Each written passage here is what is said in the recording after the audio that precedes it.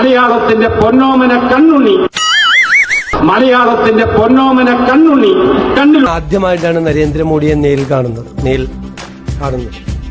ഞാൻ ഉടനെ തന്നെ പറഞ്ഞു, പിണറായി വിജയന്റെ വീടൊന്ന് റെയ്ഡ് ചെയ്യണം നാളെ ഇഡിയെ കൊണ്ട്. മര്യാദകൾ കളിച്ചിട്ട് പാർട്ടി ഓഫീസിൽ സംരക്ഷണം ചോദിച്ചു വന്നേക്കുന്നതാ. കണക്ക് പുറത്ത് നീ വിഷമിക്കാതിരടാ, നിന്നെ പാർട്ടി സംരക്ഷിക്കും. ഇതാണല്ലേ സംരക്ഷണം. ഞാൻ സാറിന് അപ്പൊ ഉടനെ മോഡി അപ്പൊ തന്നെ ഫോൺ എടുത്ത് കുട്ടി, എന്നിട്ട് പറഞ്ഞു നാളെ രാവിലെ സതീശൻ വന്നിട്ട് ആദ്യമായിട്ടൊരു കാര്യം പറഞ്ഞ നാളെ രാവിലെ കംപ്ലീറ്റ് സ്ഥലത്ത് മലയാളത്തിന്റെ പൊന്നോമന കണ്ണുണ്ണി, മലയാളത്തിന്റെ പൊന്നോമന കണ്ണുണ്ണി കണ്ണിലുണ്ടി നമ്മുടെ മോഹൻലാലാണ്. നീ എവിടെ പരിപാടി അവതരിപ്പിച്ചാലും ഇത് തന്നെയാണല്ലോ അതിന്റെ വിധി. മികച്ച നടി ന്യൂസിയ നസീം.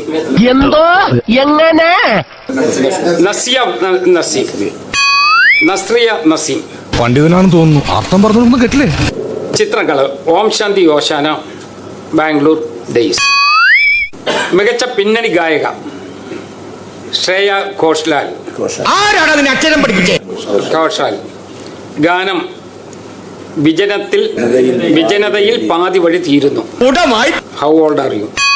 മികച്ച റെയ്ഡിയാണ്. അപ്പൊ ഞാൻ പറഞ്ഞു ഒരു സ്ഥലത്ത് പോരാ, 12 സ്ഥലത്ത് ചെയ്യണം. ആ സതീശൻ പറഞ്ഞേക്കണത് 12 സ്ഥലത്ത് റെയ്ഡ് ചെയ്യാന്നാ പറഞ്ഞേക്കണത്. അങ്ങനെ 12 സ്ഥലത്ത് റെയ്ഡ് ചെയ്യും. ഇത് മുൻ മന്ത്രിമാർ ഉൾപ്പെടെയുള്ള ആളുകൾ വരെ വന്ന് പത്രക്കാരോട് പറയാണ്.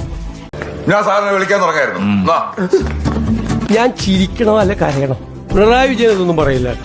അതേ അങ്ങനെ മാധ്യമ സുഹൃത്തുക്കളൊന്നും കണ്ടല്ലോ പാർട്ടിയുടെ നീതിബോധം. ഞങ്ങളുടെ പാർട്ടി അന്നും ഇന്നും സത്യത്തിനോടൊപ്പം മാത്രമേ നിലകൊണ്ടിട്ടുള്ളൂ. വാർത്ത കൊടുക്കുമ്പോ അത് മറക്കണ്ട. ഇവൻ ആമ്പറ അടിച്ചിട്ട് പോലെ ഒന്നും പറയുന്നില്ല. മനസ്സിലാവൂ. നോക്കിക്കോ.